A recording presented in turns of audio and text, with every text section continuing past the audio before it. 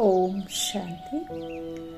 6 जनवरी 2024 की ईश्वरीय महावाक्य है। आज के साकार मुरली का सार। मीठे बाबा ने कहा, मीठे बच्चे, तुम्हें अब इस शरीर को भूल अनासक्त कर्मातीत बन घर चलना है, इसलिए सुकर्म करो, कोई भी विकर्म ना हो। प्रश्न है मुरली का, अपनी अवस्था की जांच करने के लिए किन 3 की महिमा को सदा याद रखो।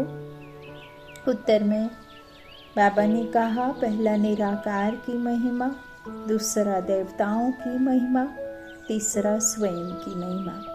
अब जांच करो कि निराकार बाप के समान पूज्य बने हैं, उनके सब गुणों को धारण किया है। देवताओं जैसे रॉयल चलन है, देवताओं का जो खान पान है, उनके जो गुण हैं वह हमारे में है। आत्मा के जो गुण हैं, उन सब गुणों को जान उनका स्वरूप बने हैं। ओम शांति। बच्चों को समझाया गया है कि आत्माओं का निवास स्थान है टावर ऑफ साइलेंस, यानी शांति की चोटी। जैसे हिमालय पहाड़ी की चोटी है ना, वह बहुत ऊंची होती है। तुम रहते भी ऊंचते ऊंच हो। वो लोग पहाड़ी पर चढ़ने की प्रैक्टिस करते हैं, रेस करते हैं। पहाड़ी पर चढ़ने में भी कोई होशियार होते हैं, सब नहीं चढ़ सकते। तुम बच्चों को इसमें रेस आदि करने की दरकार नहीं।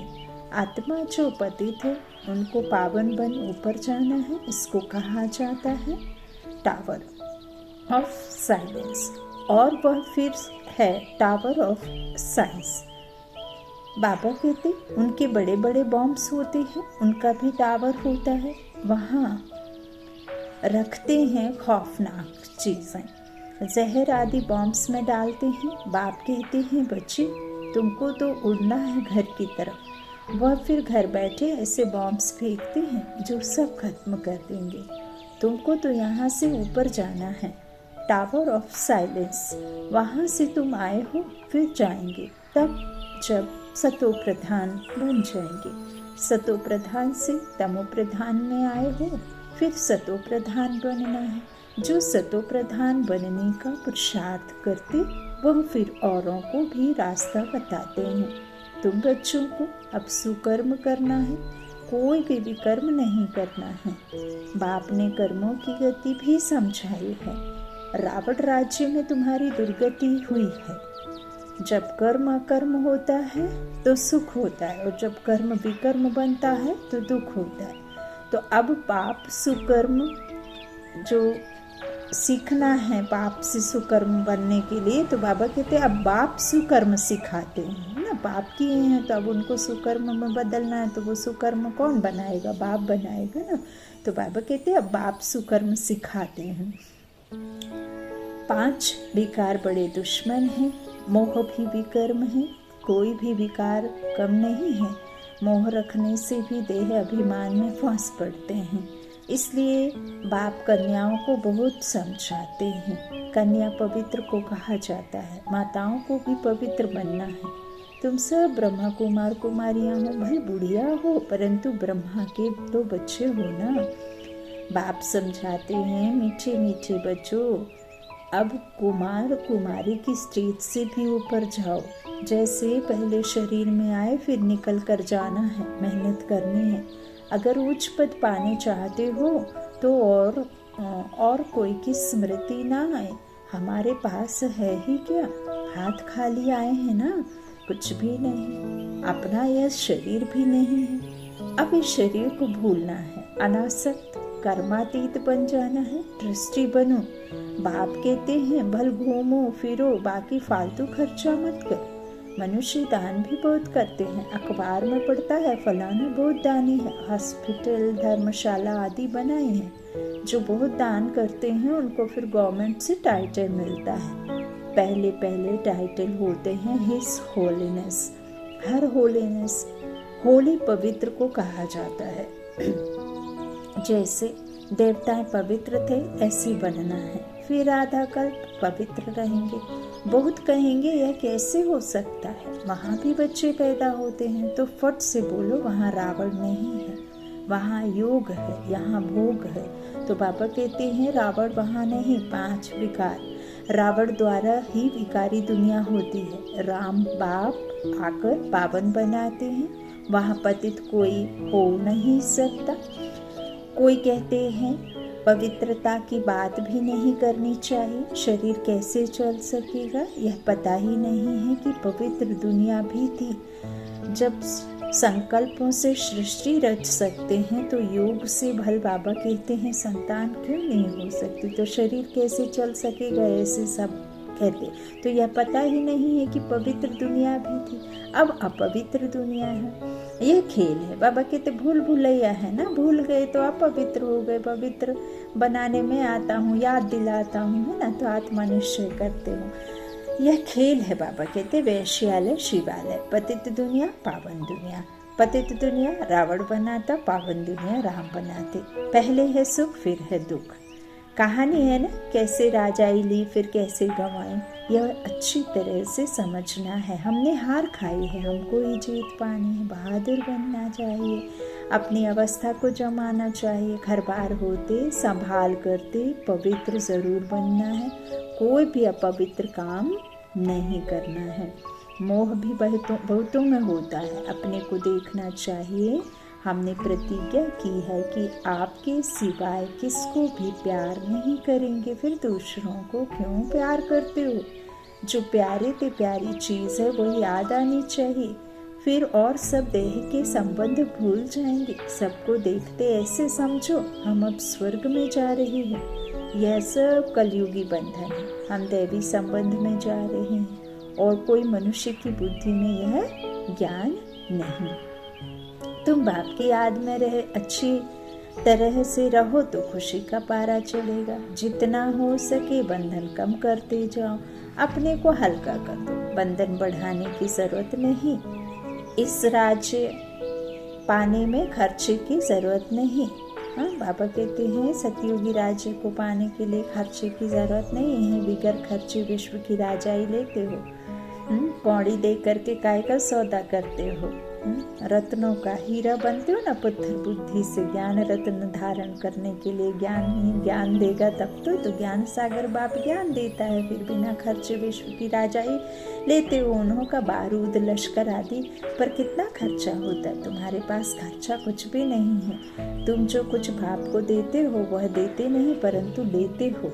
बाप तो है गुप्त, वह श्रीमत देते रहते हैं कि म्यूजियम खोलो, हॉस्पिटल, यूनिवर्सिटी खोलो, जिससे तुम नॉलेज प्राप्त करते हो। योग से तुम सदैव के लिए निरोगी बन जाते हो। हेल्थ वेल्थ उनके साथ हैप्पीनेस तो है ही 21 जन्मों के लिए। 1 सेकंड में मुक्ति, जीवन मुक्ति कैसे मिलती है वह आकर समझो। जैसे ही हमने परमात्मा को और आत्मा को जान लिया और खुद को आत्मा समझ परमात्मा की याद में टिक गए, वही हमारा अलौकिक जन्म है। और जिस समय से बाबा के बन गए उसी समय से फिर बाबा कहते मुक्ति, जीवन मुक्ति। तो ये तो सेकंड्स में ही होता। बाबा कहते आकर समझो, द्वार पर ही समझा सकते हो। जैसे दरवाजे पर भीख मांगने आते हैं ना, तुम भी जैसे भीख देते हो जिससे मनुष्य एकदम मालामाल बन जाते हैं। कोई भी हो, बोलो तुम क्या भीख मांगते हो। हम तुमको ऐसी भीख देते हैं जो तुम जन्म जन्मांतर भीख मांगने से ही छूट जाएंगे। बेहद के बाप और सृष्टि चक्र को जानने से तुम यह बनते। तुम्हारा यह वेज भी कमाल कर सकता है। सेकंड में बेहद का वर्षा, इनसे तुम कोई को भी दे सकते हो। सर्विस करनी चाहिए। बाप सेकंड में विश्व का मालिक बनाते हैं। फिर है पुरुषार्थ पर। छोटे बड़े सबको कहा जाता है बाप को याद करो। ट्रेन में भी तुम बैज पर सर्विस कर सकते हो, बैज सदा लगा कर रखो। इस पर तुम सबको समझा सकते हो कि तुमको 2 बाप हैं, 2 से ही वर्षा मिलता है, ब्रह्मा से वर्षा नहीं मिलता है, वह तो दलाल है। इन द्वारा बाप तुमको सिखलाते हैं ब्रह्मा द्वारा, और वर्षा देते हैं। मनुष्य देखकर समझाना चाहिए। यात्रा पर भी जो बहुत जाते हैं वो सब हैं जिस्मानी यात्राएं। मन को तो घर में छोड़ जाते हैं, भल कहीं की भी यात्रा करें, यहाँ घर में भल रहो, लेकिन मन को रूहानी यात्रा पर रूहानी पिता के साथ में पास में ले जानी है। तो वह सब जो भी है स्थूल में, लौकिक में, भक्ति में, वो सब जिस्मानी यात्राएं हैं बाबा, लेकिन हमारी रूहानी यात्रा कराते। तो यह है रूहानी। इससे तुम विश्व के मालिक बनते हो। जिस्मानी यात्रा से तो थके खाते रहते हैं, सीढ़ी का चित्र भी साथ में हो, सर्विस करते रहो, फिर उनको भोजन आदि की भी दरकार नहीं रहेगी। कहा जाता है खुशी जैसी खुराक नहीं, धन नहीं होगा तो उनको घड़ी घड़ी भूख लगती रहेगी। धनवान राजाओं का जैसे पेट भरा रहता है, बड़ी रॉयल चलन होती है, बातचीत भी फर्स्ट क्लास। तुम समझते हो हम क्या बन रहे हैं, वहाँ खान पान आदि बड़ी रॉयलिटी से होता है, बे टाइम कभी खाते नहीं, बड़ा रॉयलिटी से शांति से खाते हैं। तुम्हें सब गुण सीखने चाहिए। निराकार की महिमा, देवताओं की महिमा और अपनी महिमा, तीनों की जांच करो। अब तुम बाबा के गुणों वाले बन रहे हो, फिर बनेंगे देवताओं के गुण वाले, तो वह गुण अभी धारण करना चाहिए। अब तुम दैवी गुण धारण कर रहे हो, गाते हैं शांति का सागर, प्रेम का सागर। जैसे बाप पूजा जाता है वैसे तुम भी पूजे जाते हो। अभी पूजे रहे हो ना।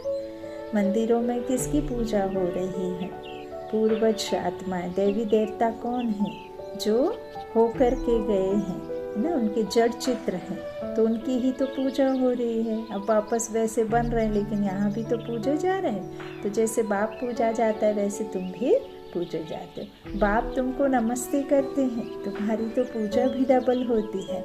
ये सब बातें बाप ही समझाते हैं, तुम्हारी महिमा भी समझाते हैं कि पुरुषार्थ कर ऐसा बनो, और बनना यही है। वहाँ जाकर के तो सिर्फ शरीर बदलेगा, बाकी आत्मा को तो यहाँ ही देव कुल की आत्मा बनाना है, दैवी गुण धारण करने हैं। तो जैसे बाबा कहते हैं, दिल से पूछना चाहिए कि हम ऐसे बने हैं, जैसे हम अशरीरी आए हैं वैसे अशरीरी होकर जाना है, जैसे आए वैसे ही जाना है ना। तो शास्त्रों में भी है लाठी भी छोड़ो, परंतु इसमें लाठी की बात नहीं, यहाँ तो शरीर को छोड़ने की बात है। बाकी सब है भक्ति मार्ग की बातें। यहाँ सिर्फ बाप को याद करना है, बाप बिगर दूसरा ना कोई। तुम बच्चों को ज्ञान मिला है, तुम जानते हो मनुष्य कितना गुरुओं की जंजीरों में फंसे हुए हैं, अनेक प्रकार के गुरु हैं। अब तुम्हें ना गुरु चाहिए ना कुछ पढ़ना ही है। बाप ने एक ही मंत्र दे दिया है, मामी कम याद करो, वर्षे को याद करो और दैवी गुण धारण करो। गृहस्थ व्यवहार में रहते पवित्र बनना है, यहाँ आते ही रिफ्रेश होने के लिए। यहाँ समझेंगे हम बाबा के सम्मुख बैठे हैं, वहाँ समझेंगे कि बाबा मधुबन में बैठे। जैसे हमारी आत्मा तख्त पर बैठी है, वैसे बाबा भी इस तख्त पर, ब्रह्मा के तख्त पर बैठे हैं। तो बाबा कोई गीता शास्त्र आदि हाथ में नहीं लाते हैं, ऐसे भी नहीं इसने कोई कंठ किया हुआ है, वह तो सन्यासी आदि कंठ करते हैं। यह तो है ज्ञान का सागर, ब्रह्मा द्वारा सब राज समझाते हैं। सिर्फ मुख का आधार चाहिए होता है ना सुनाने के लिए। तो बाबा कहते हैं कि ब्रह्मा बाप खुद सुनता है, इनकी आत्मा भी सुनती है, मैं परमात्मा आकर इनके तन में आकर बगल में बैठकर सुनाता हूँ। तो ब्रह्मा द्वारा सब राज समझाते हैं। शिव बाबा कभी कोई स्कूल में सत्संग में गया है क्या? बाप तो सब कुछ जानते ही हैं। कोई कहे भला साइंस जानते हैं, बाबा कहते हैं साइंस से क्या, साइंस से हमको क्या करना है, मुझे बुलाते ही हैं कि आकर पतितों को पावन बनाओ, इसमें साइंस क्यों सीखूंगा। कहेंगे शिव बाबा फलाना शास्त्र पढ़े हैं, अरे उनके लिए तो कहा जाता है ज्ञान का सागर, यह तो भक्ति मार्ग के शास्त्र हैं। विष्णु के हाथ में शंख चक्र आदि दे दिया है, अर्थ का कुछ भी पता नहीं है। हाँ, लेकिन बाबा खुद चाहे वो शंख ध्वनि हो, ज्ञान ध्वनि है ना, चाहे फिर 84 का चक्र हो। तो विष्णु ब्रह्मा सो विष्णु, विष्णु सो ब्रह्मा। तो ब्रह्मा जब विष्णु से ब्रह्मा बनता है 84 जन्म लेने के बाद उनके अंतिम जन्म में, तब यही कृष्ण की आत्मा है, यही विष्णु की आत्मा है ना। विष्णु बनते ना स्वयंवर के बाद, तो यही फिर ब्रह्मा बने 84 जन्म के बाद। तो इनके तन में आकर के फिर परम पिता परमात्मा हमें सारे अलंकार, सारे शस्त्र, सारे सब कुछ वेदोपनिषद है ना, सबका ज्ञान हमें इनके मुख के द्वारा देते हैं। तो शंख चक्र आदि दे दिया है विष्णु के हाथ में, अर्थ का कुछ भी पता नहीं। वास्तव में यह अलंकार ब्रह्मा को और ब्राह्मणों को देना चाहिए। सूक्ष्म वतन में तो यह शरीर ही नहीं, ब्रह्मा का साक्षात्कार भी घर बैठे बहुतों को होता है, श्री कृष्ण का भी होता है। इसका अर्थ है इस ब्रह्मा के पास जाओ तो श्री कृष्ण जैसा बन जाएंगे, वह श्री कृष्ण की गोद में आ जाएंगे। वह सिर्फ प्रिंस का साक्षात्कार होता है। अगर तुम अच्छी रीति पढ़ेंगे तो यह बन सकते हैं। साक्षात्कार होना और ज्ञान के बाद में उसे अच्छी रीति पढ़ना और धारणा करने से तुम वो बन जाते हो। तो बाबा कहते हैं पढ़ेंगे तो यह बन सकते हैं। यह है एम ऑब्जेक्ट। सैंपल तो एक का बताएंगे ना, उसको मॉडल कहते हैं। तुम जानते हो बाबा आया है सत्यनारायण की कथा सुनाने, नर से नारायण बनाने। पहले तो जरूर प्रिंस बनेंगे। शास्त्रों में दिखाया है श्री कृष्ण ने माखन खाया, वास्तव में यह है विश्व की बादशाही का गोला। हाँ, तो बादशाही इनको मिलती है ना, तो माखन खाया कि नहीं, तो बाकी चंद्रमा आदि कैसे मुख में दिखाएंगे? ये तो असंभव है। कहते भी हैं दो बिल्ले आपस में लड़े, बीच में जो सृष्टि का मालिक बना उनको माखन दिखा दिया है ना। तो अब ये सृष्टि पर लड़ाई हो रही है, माखन कौन खाएगा? जो बिना बाहुबल के, बिना किसी उसके भी कर्मों पर जीत पाएंगे, है ना। जो कर्मातीत बन करके एकदम कहना चाहिए नष्टो महा, सबसे जास्ती भक्ति करने वाले ब्रह्मा बाप ने ही तो फिर सबसे आगे नंबर भी पाया, सबसे पहले ज्ञान भी पाया। और यही जो कृष्ण की आत्मा है, जो ब्रह्मा है ना विष्णु से, तो उनके ही फिर तन का आधार भी लेते हैं। बूढ़े तन का लेना होता है, बच्चे के तन में आ ना सके, क्योंकि बच्चा इतना ज्ञान दे ना सके, है ना। तो बूढ़े तन में ही आना है, पतित शरीर में ही आना है, पतित दुनिया में ही आना है, क्योंकि पतित दुनिया को ही पावन बनाना है। तो ये सब बुद्धि से समझने की बातें हैं। अब अपने को बाबा कहते हैं कि बीच में जो सृष्टि का मालिक बना उनको माखन दिखा दिया है। अब अपने को देखो, हम ऐसे बने हैं व नहीं। यह पढ़ाई है ही राजाई पद के लिए, प्रजा पाठशाला थोड़े ही कहेंगे। यह है नर से नारायण बनने की पाठशाला, गॉडलेस यूनिवर्सिटी। भगवान पढ़ाते हैं। बाबा ने कहा लिखो ईश्वरीय विश्वविद्यालय, ब्रैकेट में लिखो यूनिवर्सिटी, परंतु यह लिखना भूल जाते हैं। बाबा कहते हैं तुम कितना भी लिटरेचर दो भी कुछ समझेंगे नहीं, इसमें सम्मुख समझाना पड़ता है। बेहद के बाप से बेहद का वर्षा मिलता है, जन्म जन्मांतर तुम हद का वर्षा लेते आए हो।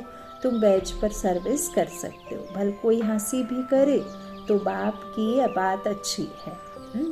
ऐसे बहुत अपने बच्चों को समझाते हैं, बच्चे भी बाप को समझा लेते हैं। स्त्री पति को ले आती है, कहाँ कहाँ फिर झगड़ते हैं। अब तुम जानते हो, तुम सब आत्माएं बच्चे हो, वर्षे के हकदार हो। लौकिक संबंध में बच्चे शादी करके दूसरे घर में जाती है, उनको कन्यादान कहा जाता है। दूसरे को देते हैं ना, अभी तो वह काम नहीं करना है। वहाँ स्वर्ग में भी कन्या दूसरे घर में जाती है, परंतु पवित्र रहती है। यह है पतित दुनिया और वह सतयुग है, शिवालय पावन दुनिया। तुम बच्चों पर अब है बृहस्पति की दशा, बृहस्पति की दशा। बाबा कहते हैं तुम स्वर्ग में तो जरूर जाएंगे, यह तो पक्का पक्का है। बाकी पुरुषार्थ से उच्च पद पाना है, दिल से पूछना है कि हम फलाने मिसल सर्विस करते हैं। ऐसे नहीं ब्राह्मणी टीचर चाहिए, टीचर तुम खुद बनो। अच्छा, बच्चों को पुरुषार्थ करना है, बाकी बाबा किससे पैसे लेकर के क्या करेंगे? तुम जाकर म्यूजियम आदि खोलो, मकान आदि तो सब यहाँ खत्म हो जाएंगे। बाबा तो व्यापारी है ना, शर्राफ भी है, दुख की जंजीरों से चुड़ाए सुख देने वाला है। अब बाप कहते हैं बहुत गई थोड़ी रही, तुम देखते रहेंगे बहुत हंगामे होंगे। अच्छा, मीठे मीठे बच्चों प्रति माता पिता बाप दादा का याद प्यार और गुड मॉर्निंग। रूहानी बाप की रूहानी बच्चों को नमस्ते। हम रूहानी बच्चों की रूहानी माता पिता बाप दादा को याद प्यार और गुड मॉर्निंग। धारणा के लिए मुख्य सार, पहला बाबा ने कहा ट्रस्टी और अनासक्त बनकर रहो। कोई भी फालतू व्यर्थ खर्चे मत करो।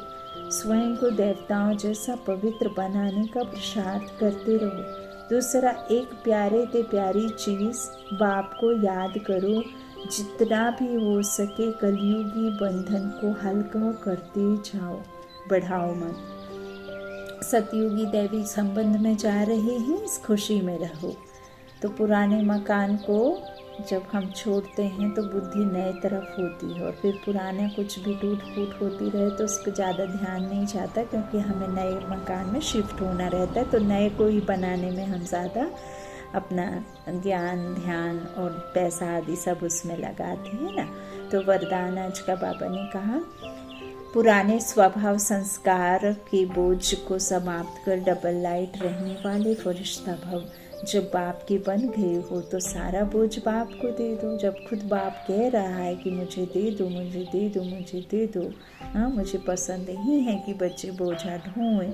जब तक बोझा ढोया तो मैं नहीं कहा, लेकिन अब मैं आया हूँ तो अब दे दो, है ना। अब तो बहुत धो लिया। तो पुराने स्वभाव संस्कार का थोड़ा बोझ भी रहा हुआ होगा तो ऊपर से नीचे ले आएगा। इसलिए बाप दादा कहते हैं सब दे दो। ये रावण की प्रॉपर्टी अपने पास रखेंगे तो दुख ही पाएंगे। फरिश्ता अर्थात जरा भी रावण की प्रॉपर्टी ना हो। सब पुराने खाते भस्म करो, तब कहेंगे डबल लाइट फरिश्ता। अच्छा, रावण की प्रॉपर्टी रखेंगे तो दुख मिलेगा। तो बाबा कहते हैं इसीलिए कोई फ़ायदा नहीं, फरिश्ता था जरा भी रावण की प्रॉपर्टी ना हो। तो बाबा कहते डबल लाइट फरिश्ता उसे ही कहेंगे जो सब पुराने खाते भस्म करेंगे। अच्छा, स्लोगन है निर्भय और हर्षित मुख हो, बेहद के खेल को देखो तो हलचल में नहीं आएंगे। निर्भय और हर्षित मुख हो, बेहद के खेल को देखो तो हलचल में नहीं आएंगे। अभिव्यक्ति साइलेंस द्वारा डबल लाइट फरिश्ता स्थिति का अनुभव करो। जैसे ब्रह्मा बाप को चलता फिरता फरिश्ता देह भान रहित अनुभव किया। कर्म करते, बातचीत करते, डायरेक्शन देते, उमंग उत्साह बढ़ाते भी देह ने न्यारा सूक्ष्म प्रकाश रूप की अनुभूति कराई। ऐसे फॉलो फादर करो। सदा देह भान से न्यारे रहो। हर एक को न्यारा रूप दिखाई दे। हमको बाबा कहते हैं कि हर एक को ऐसा दिखाई दे। सदा देह भान से न्यारे रहो तो हर एक को न्यारा रूप दिखाई दे। इसको कहा जाता है देह में रहते फरिश्ता स्थिति, है ना। जिसको देह भान नहीं रहता तो कहते हैं ना कि उनको अपने धन दौलत का, राजपाट का, किसी का भी बिल्कुल जरा भी अभिमान नहीं है। देखो ऐसा लगता है मानो कि ये जो बिल्कुल ऐसे रॉयल फैमिली से इतना सब कुछ है फिर भी कुछ नहीं अपने का गाना गाते। तो इस तरह से बाबा कहते फरिश्ता स्थिति भी वो है जो आपका अलौकिक दिखाई दे, आपके अलौकिकता दिखाई दे। बाबा का पहचान, बाबा का परिचय आपके चेहरे से, है ना, अनुभव से दिखाई दे। अच्छा, ओम शांति।